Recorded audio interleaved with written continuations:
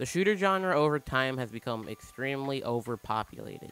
You either have a game that feels super boring to play and leaves the player feeling as if they're playing a stealth game and not a first-person action-based shooter, or you have games that have been copy and pasted time and time again to where that entire format becomes boring and stale and just leaves the player feeling as if they're playing the same game over and over again. But here's the thing, Country Ball's Modern Ballfare is completely different. Ditching the super over-the-top comp gameplay, making it to where you don't have to be a level 100 god that is able to stream snipe Ninja every time he ever boots up a game of Fortnite. 4-player, stream, sniping. But at the same time, not just being a child's game, making it to where you have to have barely any skill to actually, well, win at the game.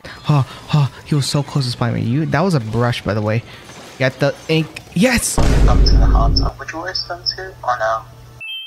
When I first heard about Country Ball's Modern Ballfare, I was expecting to just play another awful, clunky, cluttery mess of a shooter.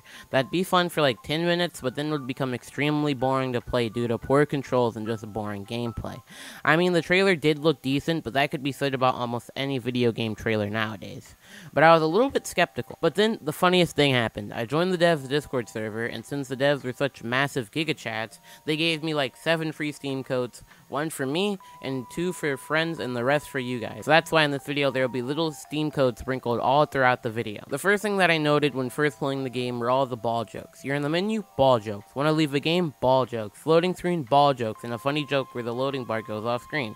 You die in a game, ball jokes. Everything in this game screams hard work and dedication. I know I joke a lot on this channel, but I'm being dead serious when I say this game genuinely has so much work and effort crammed into this. I know, an early access Steam game that actually has a hard work put into it, blasphemy. The visuals in this game feel mesmerizing. The nice realistic / cartoony art style really helps out the game a lot. The game manages to balance in between those things very nicely.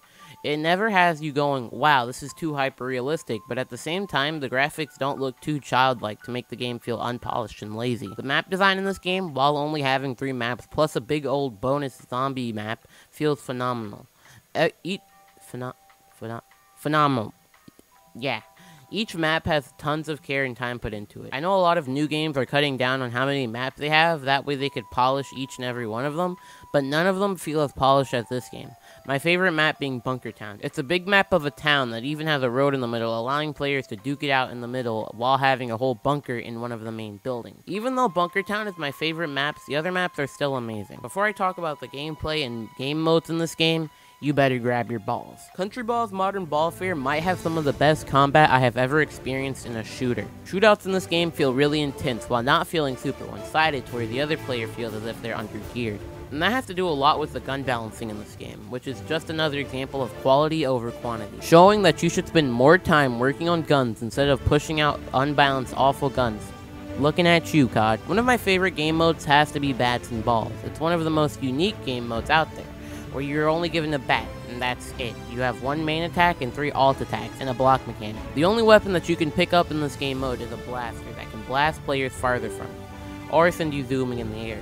But the gun doesn't damage any player. The gun, while being useful in other maps like Bunker Town or Valley, the gun truly shines on the map Rooftop, allowing players to knock off enemies. That's the thing about this game. So much stuff just works together, making it one of the best shooters that released this year. Except there's one problem. The online. And the thing is that it's not even the devs' fault. It's blatantly obvious that this game is dead, having barely if any players on at a given time. At the time of recording this, there are 0 players online, with the monthly peak being 3 players on at a given time. That's less than the amount of people playing Furry Love right now, which that's the main reason why I'm making this video. I'm here to beg and please you to go and play this masterpiece of a game. The devs spent countless hours working on this game, and it sucks seeing that people just don't play it for God knows why. If you have $8 to spare, please go onto Steam and buy the game. And maybe even get your friends to buy the game too. And just hop into a round of Balls from Hell or play Bats and Balls on Rooftop. And just see how great the game truly is.